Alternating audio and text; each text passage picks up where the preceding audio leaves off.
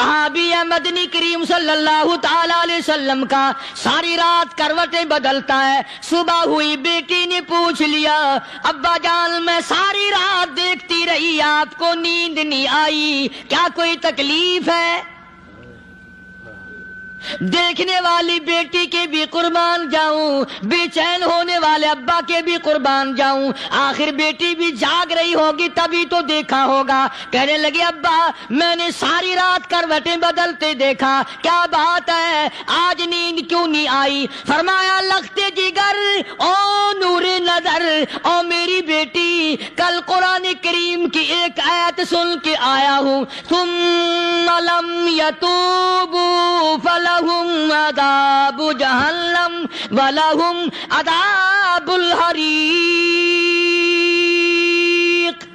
او میری بیٹی جس نے قرآن کریم کے ذریعے جہنم کی خبر سن لی ہو, جہنم کے انگاروں کی خبر سنی ہو, جس نے جہنم کی تباہ کاریاں سن لی ہو, او میری بیٹی نیند کیسے آئے, کیسے نیند آئے؟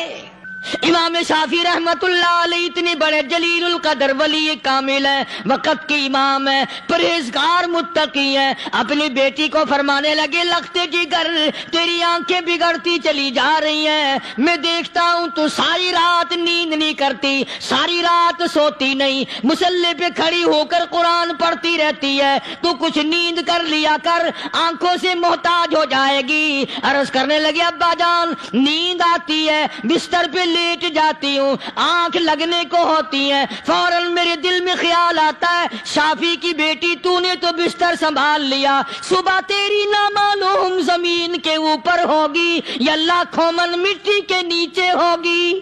پھر میری نیند اکھڑ جاتی ہے, پھر کھڑی ہو کر خدا کا قرآن پڑھتی ہوں.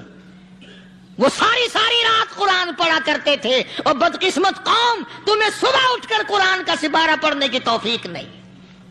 تو اللہ پاک جل شانہ نے فرمایا میرے بندے ہر حال میں ڈر, ہاں تیری ساری چلاکیوں کو میں جانتا ہوں, تیری ساری ہوشیاریوں کو میں اچھی طرح جانتا ہوں. فرمایا وہ دن دور نہیں, آیا وقت قیامت کا, آیا, کوئی کسی کے کام نہیں آئے گا. فرمایا ان وعد اللہ حق فلا تغرنکم الحیات الدنیا. دنیا نے پھنسا لیا, چہل پہل میں پھنس گئے, اس کے رنگ روغن میں لگ گئے, اس کی زیب و زینت میں لگ گئے. رات اسی کی سوچ ہے, دن میں اسی کا فکر ہے, اور مرنے کا کسی کو بھی فکر نہیں.